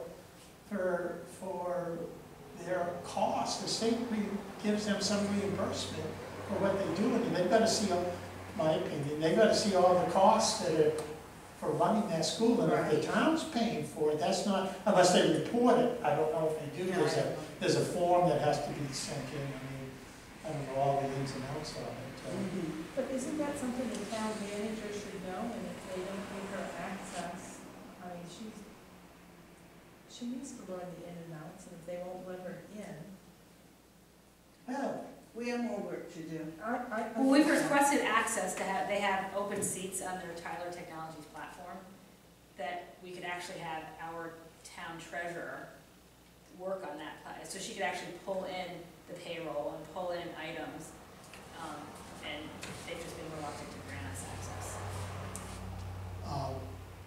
start small, get some winners, start working together, show some success. You know, success breeds success, and again, it all comes back to communications. Figure out what they're doing, you're doing, where you might be able to work together. Yes, they may say no, but let's put it on the table. Can you elaborate a little bit more about the reimbursement for the school versus us paying that, so that we make sure that we follow through? Well, all Ballpark it. I may be out of my league here, but there is forms that you send to the state on expenditures, what they spend, and part of how you get reimbursed is based upon your expenditures.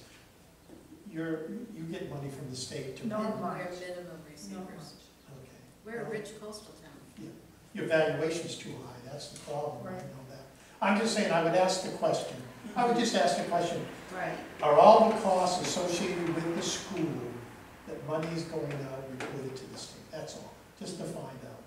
And it may be that it wouldn't make a difference because you're a minimum receiver, I don't know. I mean, it's more complicated, I never really got involved in all of that, but as I tell everyone, I know enough to be dangerous, and I just, Oh, that's a good question. yeah. Well, that's the We're first missing thing. a refund, per se, we should certainly try and make sure we get it. Yeah, I again, don't, But no, just that's what I wanted to understand, I hadn't heard it before. yeah, well, I visualize a cost of the school is not all included in the school budget. Because to me, it then paints the true picture of the cost of one of your schools. By having a cost in your town budget for schools, makes your budget look bigger and theirs look smaller, not that it, but it, for being, you know, best practices and transparency, have the true cost. Here's what it costs to run the schools. That's another. I think town people really want to know what it costs to run the school. Sure they do. Cost per student.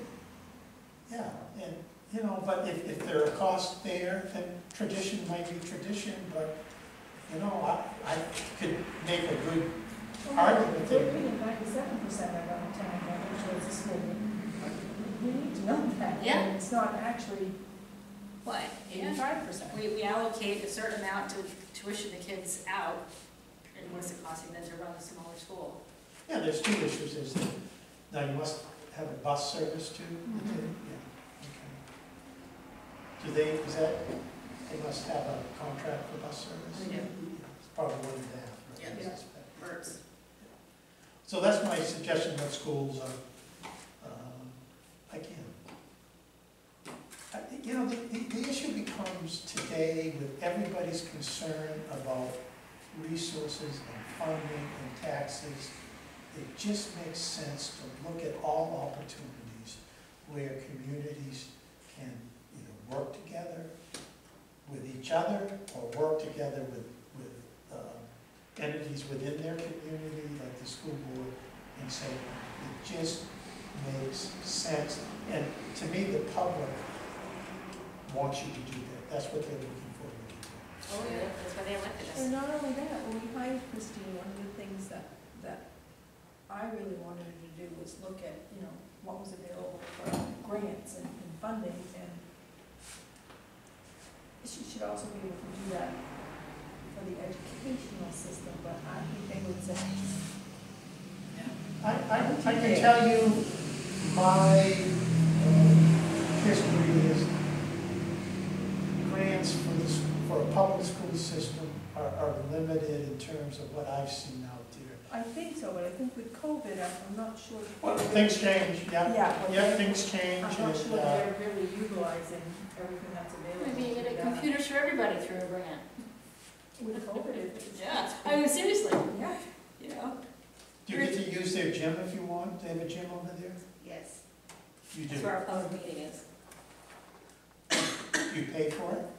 No, we don't pay for it. Generally, we hold our town meetings there. Just curious how the process works. You know, I think we pay for it every day. not specifically, but I just have an idea. Every year, around the first month of school, PTO puts on a picnic. I don't know if they'll be able to do it this year, but they'll do something. Perhaps we can invite ourselves to participate as servers or there you go. something. Yeah, yeah. Because we could be helpful. I think they going over there and just greeting the kids as they come to school. I mean, some of those kids, they come with such sad faces and just someone to say hello and all of a sudden they light up like a Christmas tree, you know? Your teacher gets a break from having to do the program. Any other questions you have? Thank you. That's a lot of information. Yeah, I piled it on, so, Well, no. We'll Now have we this have all some- resolved in 30 Now we have days. some goals we can work towards setting. yeah, just remember, goals, doable, and not that many, because, and I'm gonna stand up for your administrator. She can't do everything. You need to give her the priorities you want her to work on. I used to say to the council, I used to say, well, can you do this? And I said, sure, I can do this, but what don't you want me to do? Right. I mean, I'm serious when I say that. I mean, if you don't give people resources to do what they need to do, what they do isn't good. I'm just, you know, we can only do so much. And the nature of what we do is to say yes, I'm sorry, it is to say yes to when people want something. And over time and resources, you've got to prioritize and you've got to be able to say nicely, I can't do that. Or if you want me to do it, here's what I don't have time to do. And that's not only your position, but it's your other positions in town. And it gets back to what I always say. My philosophy was, give the people that are working the resources to do their job the best they can. You may only have 6 people, but give them the resources to do it, whether that's a computer system or whether that's whatever, and they'll do a good job for you. But as you start spreading them thin, and you don't give them the resources, things fail, things don't work, and that's when there are issues. And so, it's not easy, but you need to be able to, and the public, again, the other part of me, the public needs to hear this. The public needs to hear from the administrator and some of the board, look, I just can't do all of that when you want me to do something. So, that's me standing up for the process that we all have here, so. Thank you. Thank you. It was nice to meet all of you. And You as well. I'm gonna watch you, so. Big Brother's watching us. And I'm not that far away, I'm just over in New Brunswick, so, you know. Maybe you'll like us so much you decide to move here. No, I'm pretty staunch now, 20, 30 years there now. So. My son goes to school in Brunswick. I love Brunswick. Sold my house, I'm in a planned unit development, so kids are gone, so, you know. Well, all right. Any thoughts on whether they're bringing the students back in person?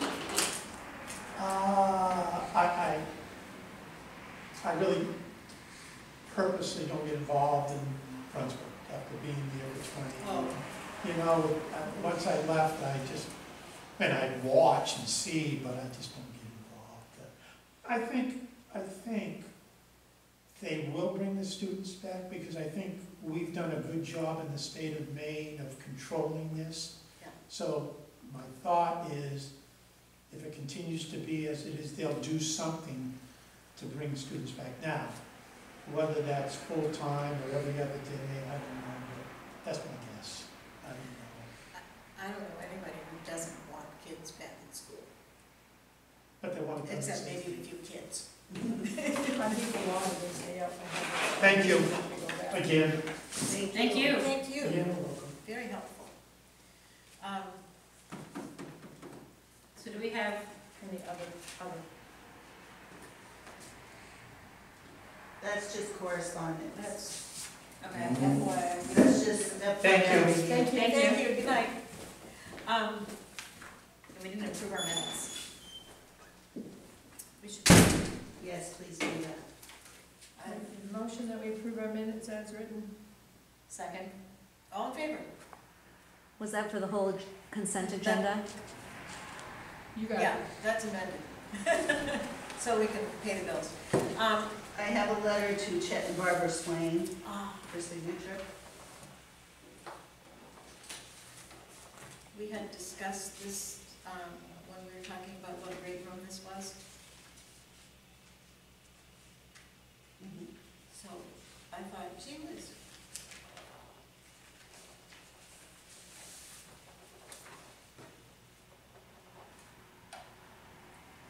So can you enlighten us as to what's going on with the transfer station? No, I wasn't informed of anything. I saw it in the paper like everybody else did yesterday.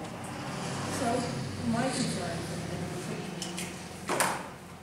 how much more are the heavy trucks gonna be coming down and using that? So were they zoned for that? I mean, do we have a control over the use, traffic? Is there any, I doubt it. Nobody would have thought of that. We lease, the town leases that to them. Probably very no questions. Maybe we should. when's the lease up? Or we do. Maybe we need to look at that in the We future. do. I think we're at a real disadvantage with that, with our current agreements. Yeah, because it seems like they can bring anybody in and we're gonna Yeah, have to. we pay. don't And we have pay the a wear lot and of tear control. for it. Right. Yep. Yeah, we don't have a lot of control over it. From my initial review, I've only read the So- contract. How can we make sure this gets on our radar 2 years from now? We should probably bring them in and talk about our You have to plans. run. Would it be You'll be on the beneficial, board. would it be beneficial to bring them in and let them know we have concerns and perhaps it's gonna be reflected in their renewal if we can't come to terms on it now? So we can, I think we got other fish to fry right now. I do too. I think it's something we should do before the next, but I don't think it's a priority right yet. They're coming, but we wanna make sure there's no more coming, but we can't do that until they contract, so. but we can let them know that there's, The company had also changed its name. I don't know what that has been. I can't remember what it said in the article. Because Were it they was- allowed to it was bring- Pine- It was Pine Tree that had the original lease, so what happened? are they allowed to sublet? I don't know the details of So, but we lease to them, where's their lease? it. Their leases in the office. But I mean, so we could check, if they're not allowed to sublet, and they've got a Oh, I'm different. sure that they didn't mess around with it. We can look into it. Worth checking. But it- Yeah. Yeah. check it, but, They probably got us tied up tighter than. probably, They already have a traffic jam with SR traffic there. um, I know, but I think what happened too, it sounds like Brunswick's, whatever, recycling dump or whatever closed. yeah, No because they longer couldn't, usable. well, I think they closed it because they couldn't make any money. So And that- now I'm remembering, Yeah. I could be remembering incorrectly, that's happened once or twice. But I think the discussion was they closed their recycling because the recycling market fell apart. But just if you could find some basic information, I can do that. It'd be nice if they could not sublet, it would be mistakenly did. nice if we could get things important. Things do about it, so we would got some. Yeah. The other thing, I watched the, school board meeting the other day, last night, and they have some serious and legitimate concerns about their budget, because they were able to flat fund, but they need to be able to move some cost centers. And they can't do that without a town meeting.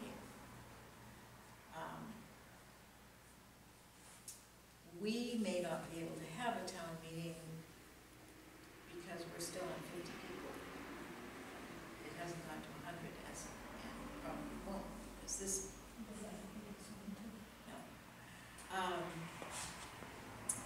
So what I'm wondering, is we had talked about doing a special town meeting so that we could get the trim done in a timely fashion. Can we also put on that warrant the school budget? There aren't, because that will potentially limit the number of people that would come to a special town meeting for that item. I think you'll have more than 50 people that come.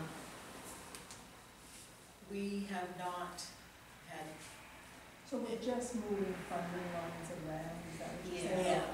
yeah, Yeah, but we won't right, run too much.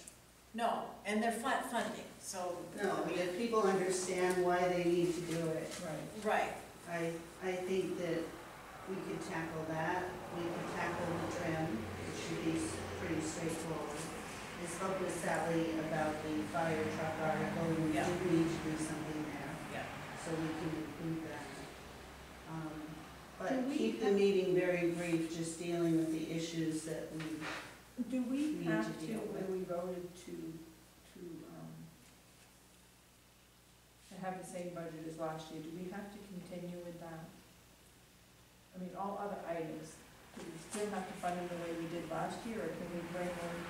My concern is, I'm seeing all over the state that a lot of towns and cities have stopped funding the library because you can't use it. Well, and we were gonna put that as, I think, an item to vote anyway. We've got 387 people that are reaping the benefit of $37,000, which is essentially giving. To fund that, we don't even have access to this point. But there's only so many people. They're essentially getting a $100 benefit. 20% of our town's getting a $100 benefit, and 80% is getting zero. But there was at least 3 cities on TV last night that had stopped funding. Well, the LD that allows you to use the previous year's budget actually comes to an end on January 15th. So I wanted to talk to Sally a little bit more about that, because we may be in a position where we will need to have a town meeting for the general services budget. And I want to make absolutely sure that we're doing what's legally required. But one possibility is that you take items in chunks Yeah. and maybe have special town meetings to deal with a subset of articles so that everything isn't on one warrant, that you're possibly doing separate warrants. So how are the other towns able to remove the library from their line A item? lot of They them haven't had town meetings. Some towns were able to have town meetings in March before the shutdown. And some A lot of towns, what towns they have did March was they town put every meetings. article on a warrant. and Referendum voting. We should have done that. Well, No, there's been because a, people vote down school budgets, and then the school is in a pickle. And then, So let me ask you this, can you do it half and half? So why don't we do our town budget that way? that will. Not the school budget, our operating budget, not the school budget. I think it's an option, from what I understand. I mean, there's It's better many, than having 7 there's many towns. ways that you can approach this. Right. And I think we should, I can do more research and we can talk about it in depth maybe at the next meeting. But come up with some ideas about how we can address the full gamut of what we usually put forward in a warrant. And I'd like But to do it in a way that, you know, we're working within the parameters that the state has the set. least disruption, Well, more people- concise that we can, because I agree, 7 special town meetings would be. Yeah, and costly to boot. I'd rather do And- one election, let people come in at their leisure. And keep in mind that any items that require an appropriation from taxation, you're gonna have to do before you commit. So it will have to happen before September if you're gonna commit in September.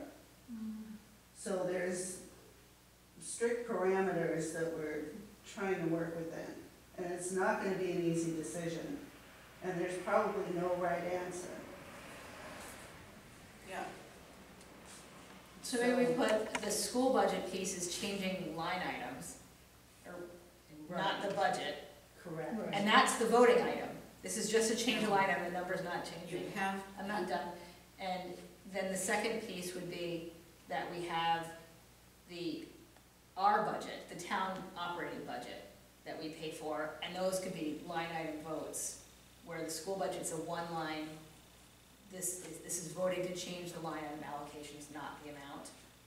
What do we have to do with the fire truck? The fire truck, we need to have another article that's constructed a little bit differently, so that it's legally doing what we need it to do, to take delivery and pay for the fire truck. It's not a big change, but it's a little tweak that really needs to happen. And that's coming in August, give or take. September, I think. September.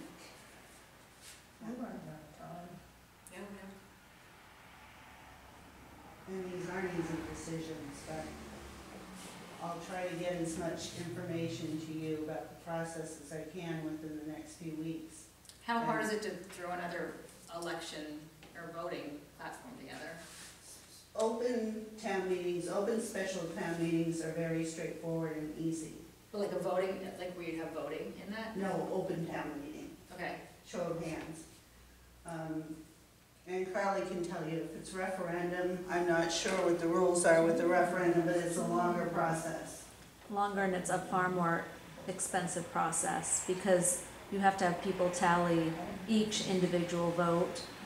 And you typically at a referendum might have, well, I don't know, you could possibly have a lot more people turn out because you have a lot longer for people to come in and vote. Is it cheaper to do that than to do 7 or 8 meetings? It doesn't cost, No. No, it doesn't cost that much.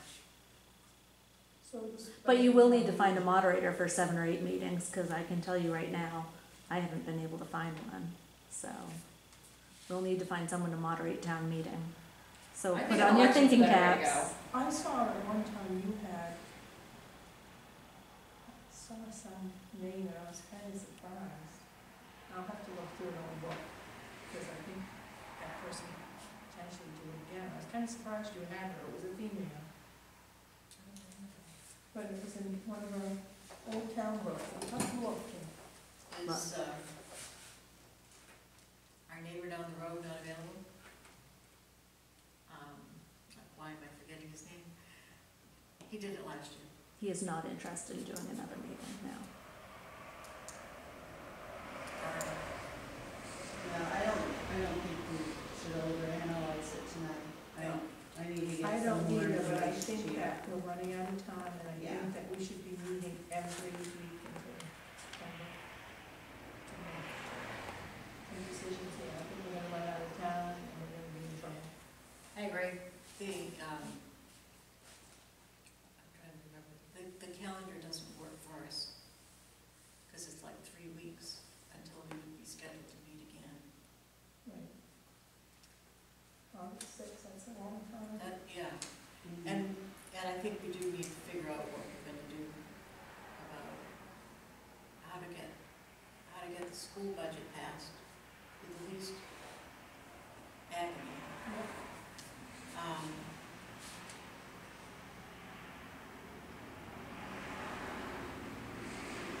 We can do a different meeting for the ordinances. Mhm. That would be the likely big show if history repeats itself. Not for these ordinances, though, I don't think. I don't, they're minor Is the changes. ordinance really a priority? Is that something that has to be done? I mean, if we're gonna make priorities, I think the school budget is Oh, yeah. number one. Oh, they have statutory obligations, they have to have a vote. Because I'm just thinking that we have to go into September for ordinances, as it's the end of the world. No, no, but Okay. I think it has to happen. But I think if we end up having an election, other than the school budget, everything can go on that next, here's this ordinance, yes or no, here's this ordinance. And they have all of these. So if we're gonna do an election, and there people are Oh, I voting, see what you're saying. Yeah. everything else can go on Yeah, that we have a question about. yeah, if we were to go, I see what you're saying. Because then you can do it once, instead of having 7 meetings or. But I think, 3 at the most. the school Yeah, budget, the fire truck, and this town hall, I'm hearing it's what the 3 priorities of the 3 men. That would be. I did have a conversation with Emily about the school articles that need to be voted on. She was doing some homework and thinking that August 6th would be our next meeting. I tentatively asked if she and Keith could come and speak to that. I don't want to speak on her behalf. Could you call her back and see if we could do it a week sooner? Yeah, What, next week? Well, no, I'm not sure that would give her enough time, so I'm right, thinking. I'll see where she's at, but It would probably be July 31st. So Thursday, I it's was thinking. 30th is a Thursday. Okay, so July 30th. yeah, I can find out. She's often on vacation that week. I don't know if she's taking vacation, but she often has the last couple of weeks.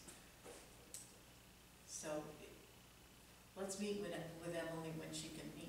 Mhm. Well, if she hasn't ready next, I think I can do it next week, if she's ready. Anytime she's ready, but I'm Yeah. ready.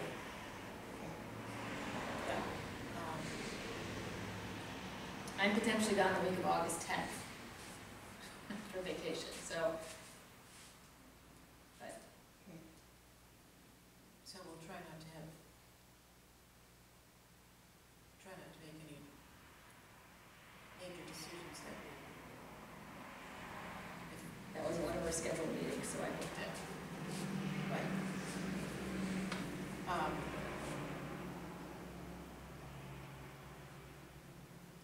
Or we could meet twice in 1 week too. We could do some on Monday, some on, I mean, I'm open to, it doesn't have to be, Good, I'm trying to think. I am pretty open after Monday.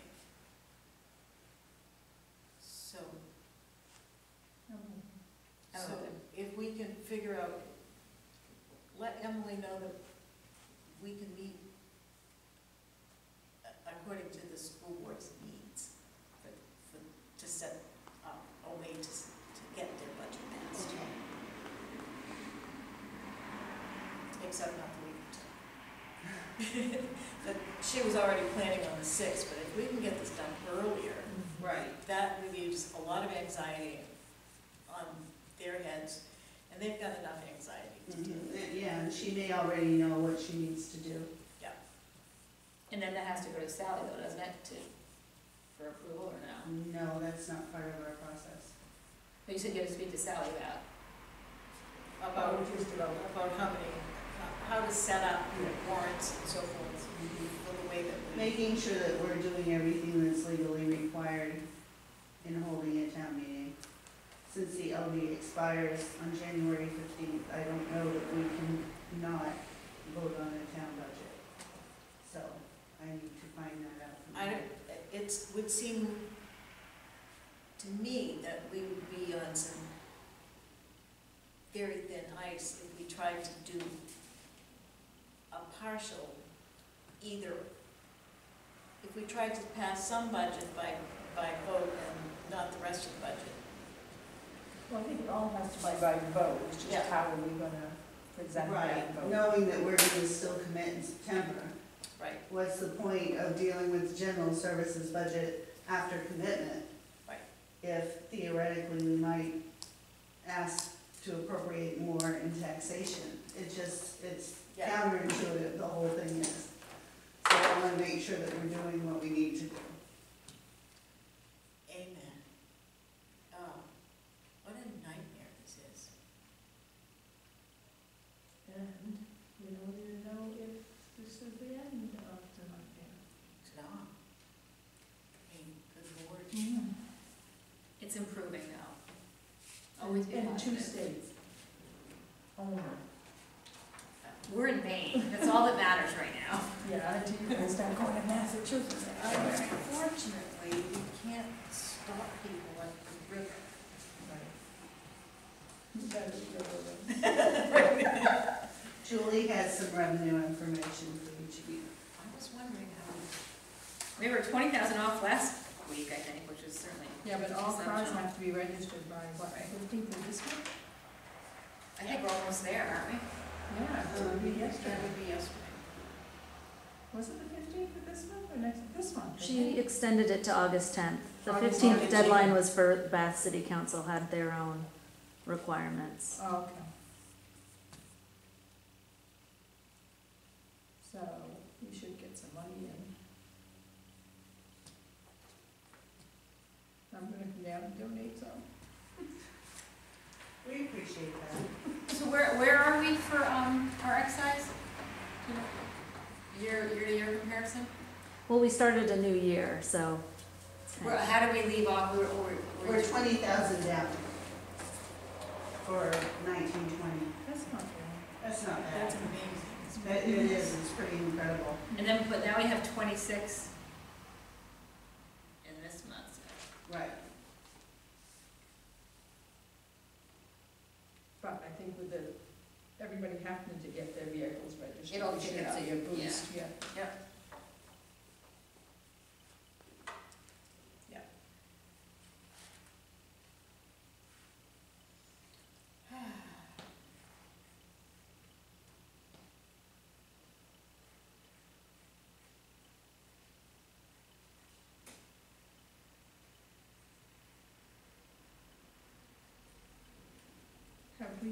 heard anything about the sand, when they're gonna be bringing that down?